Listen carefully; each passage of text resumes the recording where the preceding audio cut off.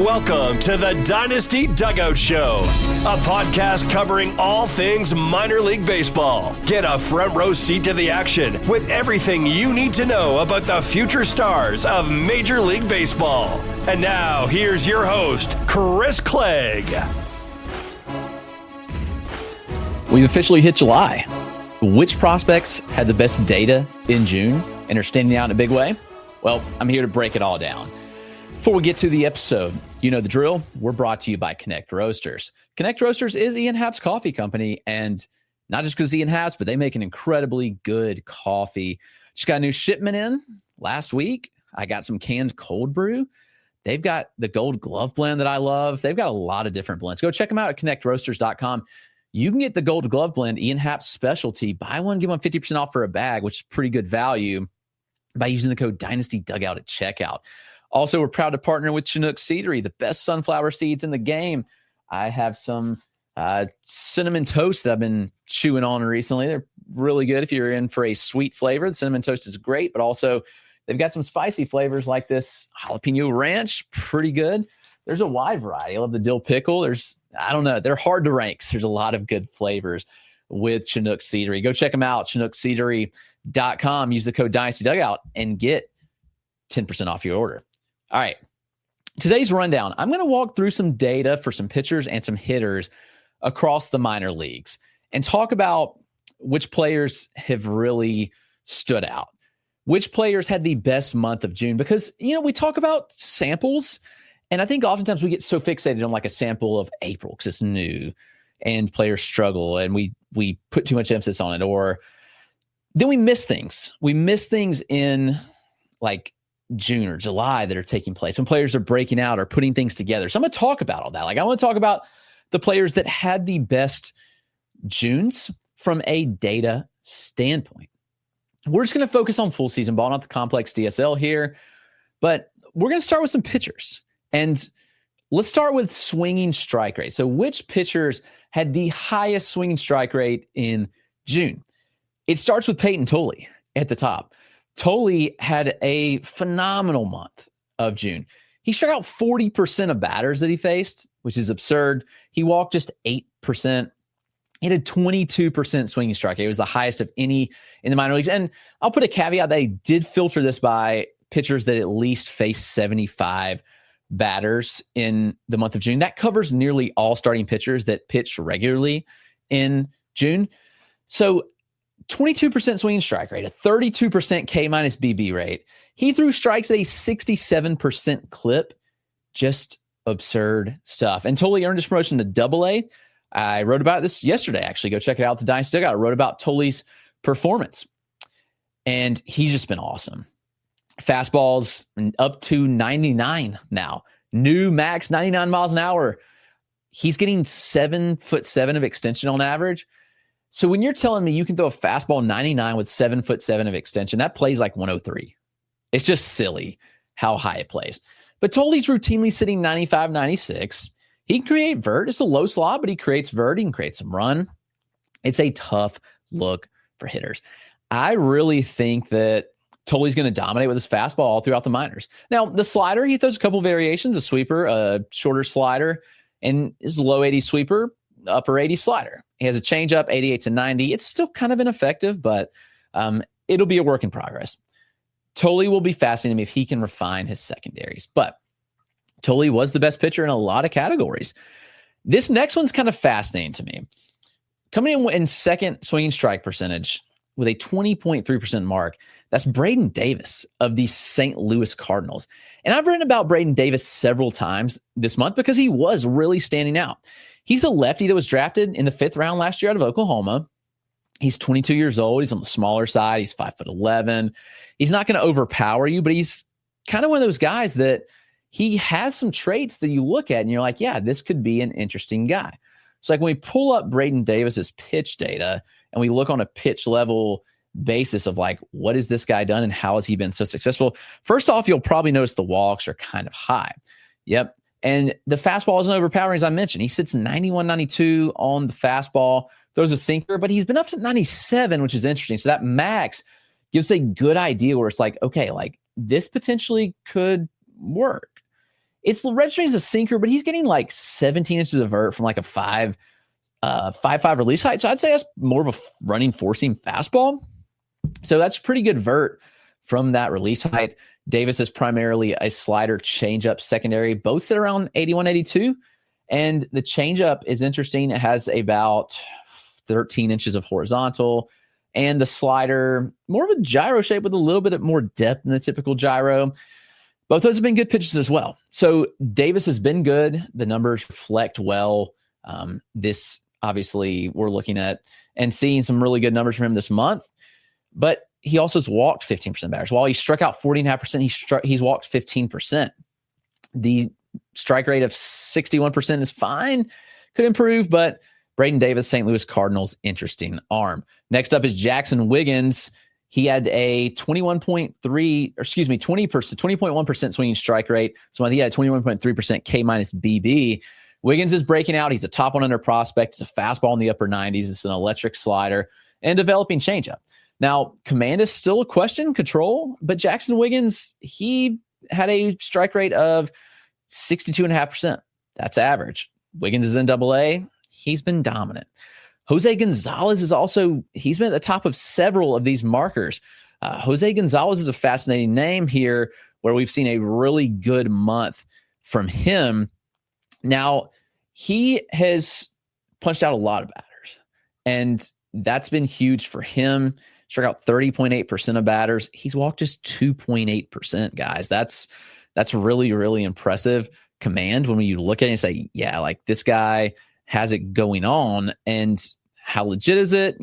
That's kind of the question. But Jose Gonzalez, he is with the Texas Rangers org. It's an arm that I've seen decent bit. He's in Spartanburg, so I have seen him a bit.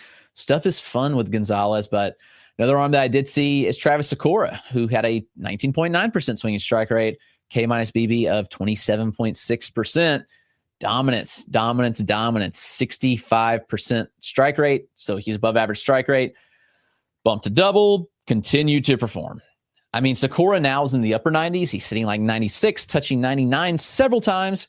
The split is nasty split changeup, and the slider looks really, really good. Sakura, he's one of the best pitching prospects in baseball. So don't need to go into too much detail there. And I want to talk about Daniel Egan, who's really taken a step forward in the Diamondbacks org. Great month from him, where he struck out 34% of batters, had a 6.3% walk rate, and he had a 19.9% swinging strike rate as well. The strike rate, again, really good. We're looking at a number that's north of 65%. So throwing strikes, limiting walks, and missing bats. Good recipe for success. So that's the swinging strike rate leaders. But let's move over to some of the pitchers that are throwing the most strikes, because command control is good, but does it always matter? So I want to look at the players that have thrown the most strikes this month and talk about whether it's relevant or not. So right out the bat, it's interesting. We have a couple of Rays guys, and the first is Marcus Johnson. Marcus Johnson was a 2022 fourth round pick by the Marlins. He ended up being traded.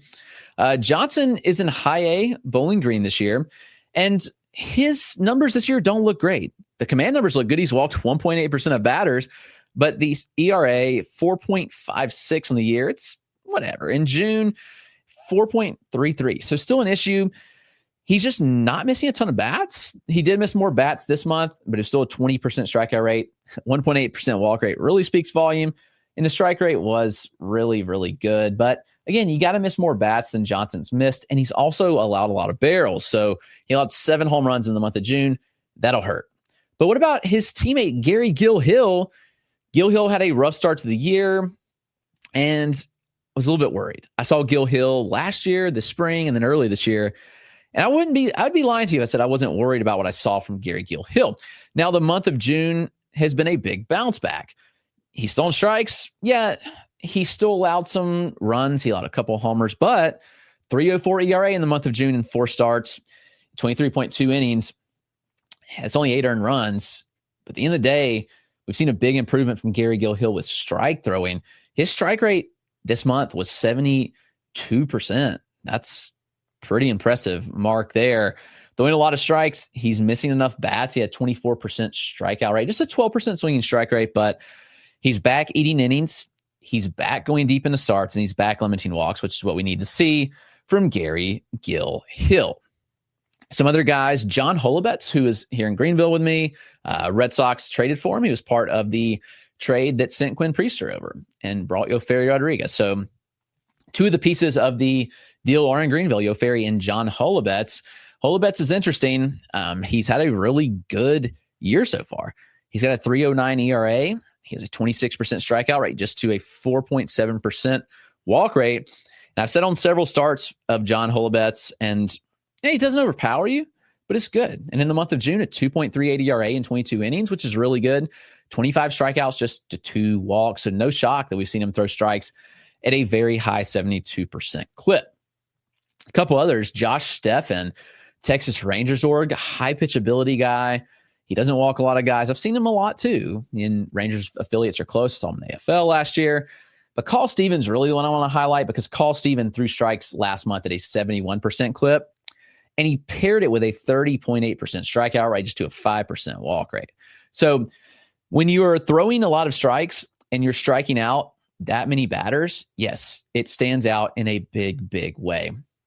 Carl Stevens limits damage. He misses bats. He commands the ball exceptionally well. Carl Stevens good. Blue Jays have some arms that have overshadowed him, but I like Carl Stevens. That's Khal. Steven a lot. And Jose Gonzalez popped up again in this one. His strike rate was just north of 70% in the month of June. I've talked about a couple of those things, other stats for him. So the K-BB might come as no surprise, as I've already talked about several of these. But who had the highest K-BB? Peyton Tolley, 32% in the month of June. Next was Jonah Tong. Jonah Tong, no shock. He's been awesome this year. 40% strikeout rate in June and a 32% K-BB rate. I wonder if Jonah Tong goes to AAA like after the All-Star break. Tong's been awesome. The fastball velocity's increased for the 3rd straight season. He's up to like 95, 96, clipping some 99s. That's been awesome. The new changeup grip. Jeff Ponce wrote about that. Go check it out. It's been dominant as well. Yeah, no shock. Cam Schlittler, if you've been paying any attention or reading any of my articles, I've wrote about Schlittler pretty much every start in June, so he's been written about a lot. Dominance. Schlittler struck out 40% of batters in June. He walked just 8.1% of batters faced, 31.3% K-BB, 18.6% swinging strike rate. Really good overall strike rate as well, 69% strike rate. He's doing all the things you want to see. Schlittler's in the Yankees org. That's SCHLITTLER. Cam Schlittler will pitch in the majors soon. Just book it. He will.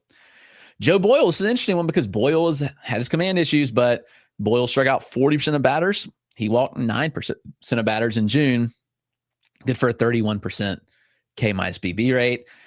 Joe Boyle missing bats, throwing more strikes, guys. It's huge. He had it. And the strike rate still 62.5%, so it's fine, but the walk rate is down. You got to love that. Keeping the ball on the ground, limiting hard contact.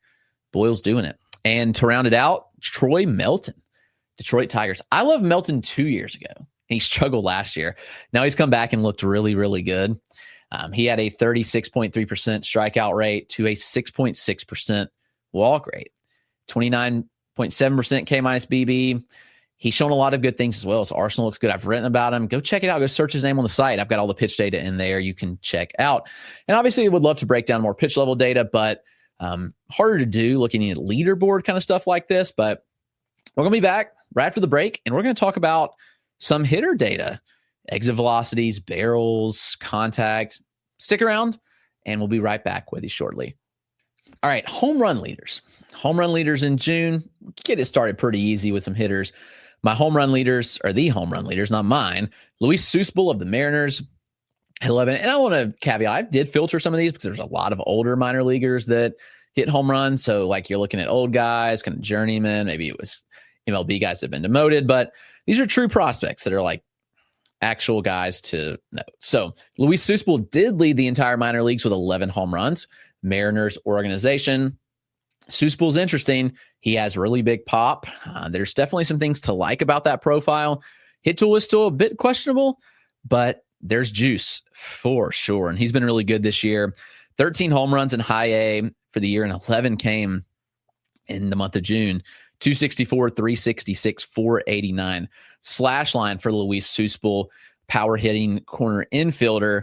And yeah, I mean, I know the numbers aren't really great on the surface. Like you look and you say like, he has his slash line, not great, whatever. But the power is legit with Suspel. Like he can really swing it. There's extra base power. He gets the ball in the air. He gets the ball to the pool side.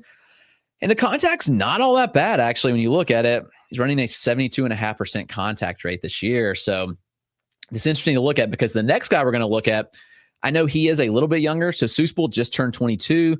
Lazaro Montes is 20. He'll be 20 for the rest of the year. He'll turn 21 in October. So, yeah, it is a little bit of difference age-wise. But Lazaro Montes, he had 10 home runs in the month of June, 21 on the year, 267, 388, 582 slash line. You look at the batted ball profile, it's kind of interesting. Suspel pulls the ball more. He hits the ball in the air at similar rate. So you like to see those things. The contact rates are much better with Luis Suspel, which is weird, but it is what it is. I love Montes, obviously. I've got Montes ranked a lot higher.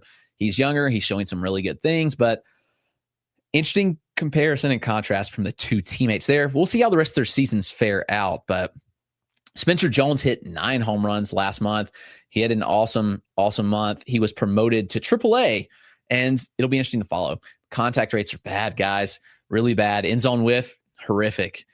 I'm curious what comes of this in AAA. It'll be public now. I mean, I had the non-public data for him, but we'll have public data, and we'll see. I mean, the exit velocities are through the roof. Like Spencer Jones had a 9th percentile of 110 miles an hour in AA, just like stupid kind of power. Again, lots of balls in the air, and he's shown the ability to get to the poolside power. He changes his stance all the time. And honestly, like if you look on the surface, like, okay, not bad. So far, or in AA, Jones had a 274, 389, 594 slash line, but he struck out 34% of the time. The contact data, as I said, really bad. The end zone contact rates were scary concerning. And I don't know. I have a hard time with Spencer Jones. It's an athlete. He's got tools. He's got power, speed, but I don't know if he's going to make enough contact to be an everyday player. Maybe I'm wrong on this, but he kind of profiles as a guy that may not make it. And I may be wrong with this. He's 24. He's been a pitcher in the past, but he's going to have to clean up the contact, guys. All right, Michael Arroyo, 8 home runs in the month. God, this Mariners team, by the way. I know Arroyo and Las Montes now in AA, but I mean, that high A Everett team, that's a place to hit, by the way. Those guys can hit, and they hit for power there. That's a very hitter-friendly park. 8 home runs, 15 or 16 on the year. Arroyo has one in AA so far, but 15 in Everett. And he had a tremendous month of June.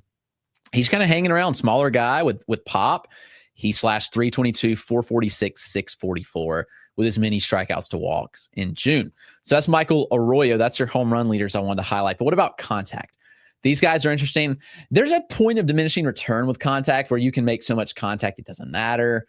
You know, it is what it is. But these guys made the most contact in the month of June.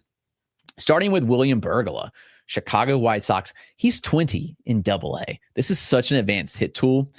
I'd say he's a 70 hit. Like, it's a legit profile, and it could be higher if he actually had good angles, but a lot of ground balls in the profile. And yes, Bergola has not hit a home run this year. He has 15 doubles and a triple, but the contact is absurd. He has struck out at a 5.5% clip for the season, and he had a 95% contact rate, 95.5% contact rate in the month of June, 91.7% overall. Really just like stupid contact. Like, he puts the bat on everything. Guys, he played 23 games in June. Guess how many times he struck out? Once. One strikeout in 23 games in the month of June. So crazy stuff. A lot of balls in play. Is he an impact like major leaguer for fantasy? Maybe not, but yeah, I mean, he can definitely swing it. Javier Vaz, Kansas City Royals, another contact-oriented hitter, AA, product of Vanderbilt. Been really good as well. The hit tool is good. He's got some speed to burn.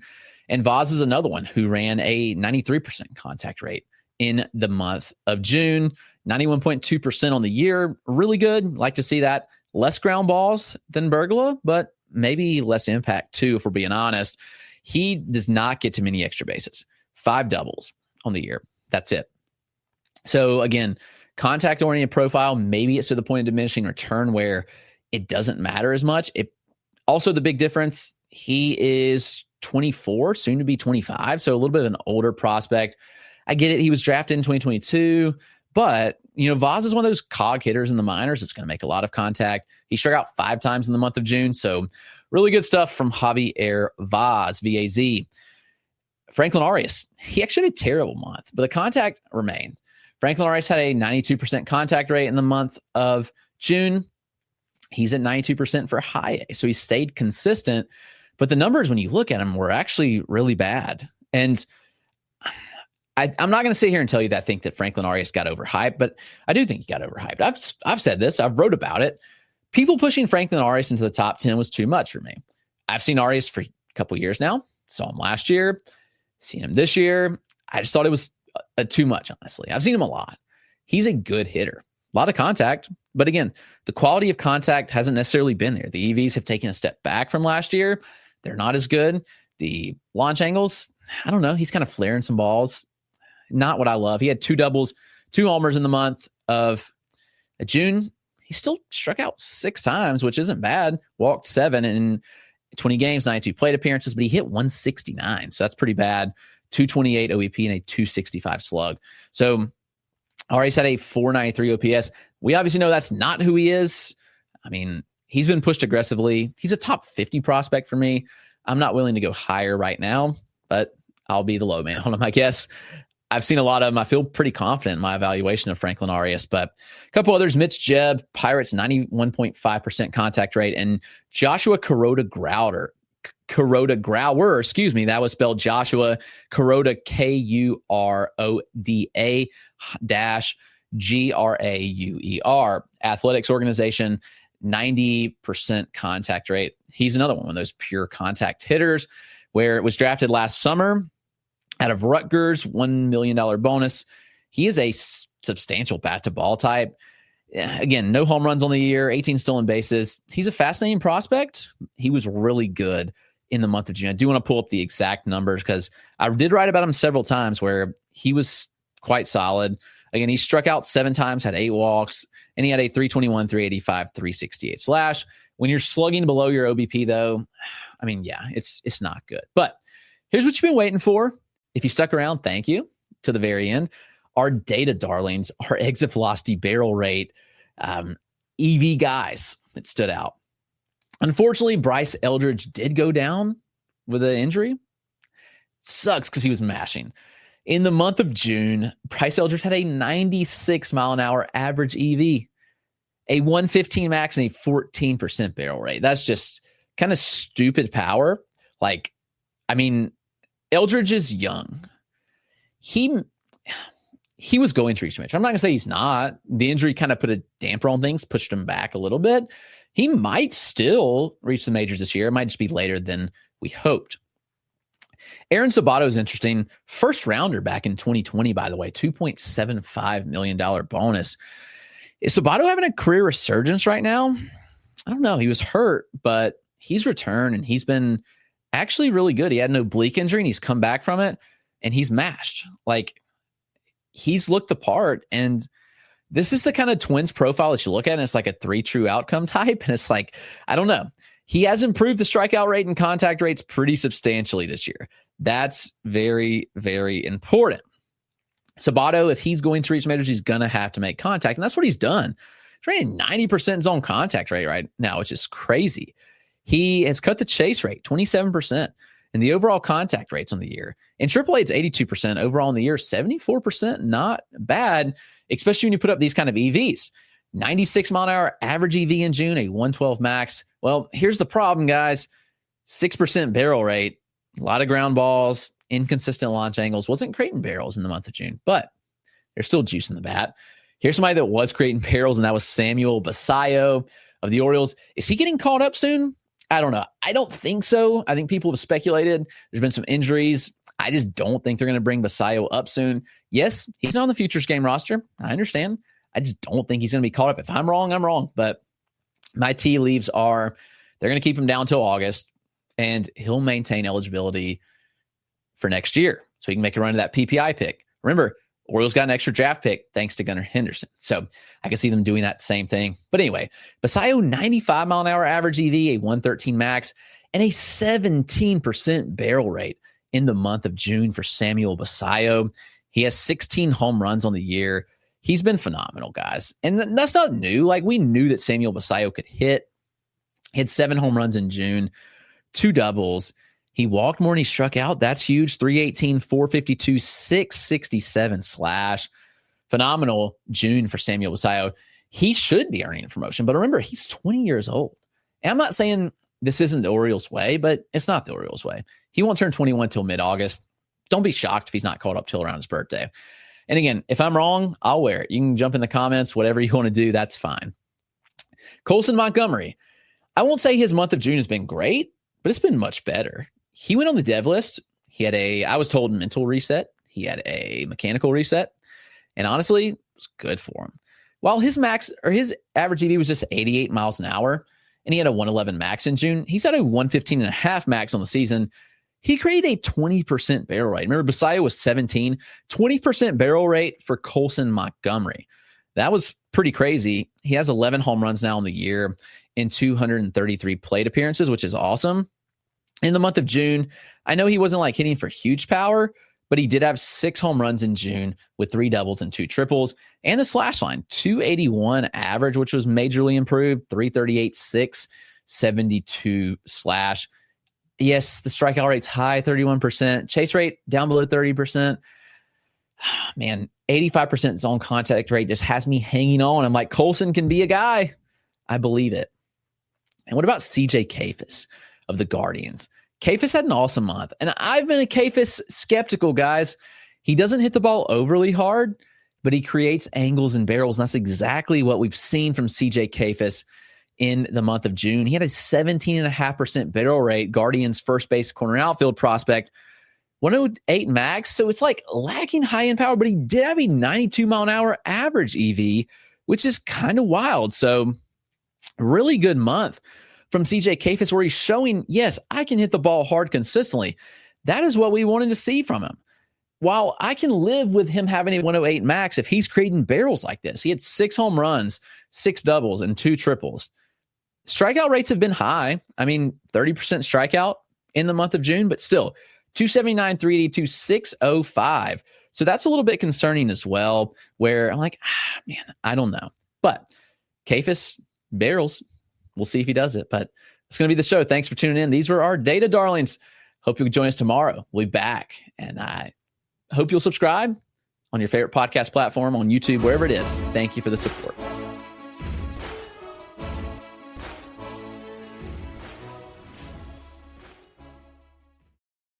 Picking the best location for your business is a big decision. That's why Middlesex County, New Jersey has life science business advisors to help. Go to discovermiddlesex.com/bio to get in touch and learn more.